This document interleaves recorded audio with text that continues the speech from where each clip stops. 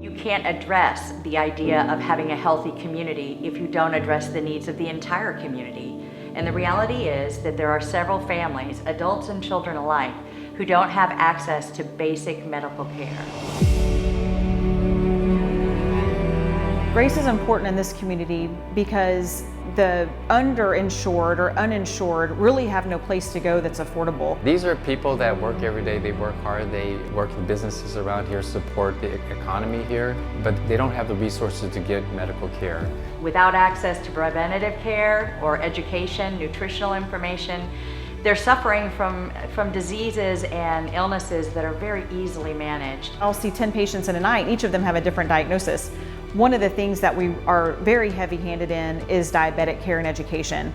Those patients don't have a lot of resources outside of Grace, and so we're able to provide them not only medications from the pharmacy, good podiatry screenings and care, and dietitians who can teach them about how to manage their health and their diabetes through just things that they can do on their own, which is diet, and then they're not dependent on medications to take care of themselves, which is huge with patients that don't have a lot of access to medical care. The Grace Community Health Clinic is one of the few, if not the only, non-governmentally funded charitable healthcare clinics. All of the doctors, specialists, nurses, and even pharmacists and translators are volunteers from right here in our community. It's neighbors helping neighbors with skills that only they know how to provide.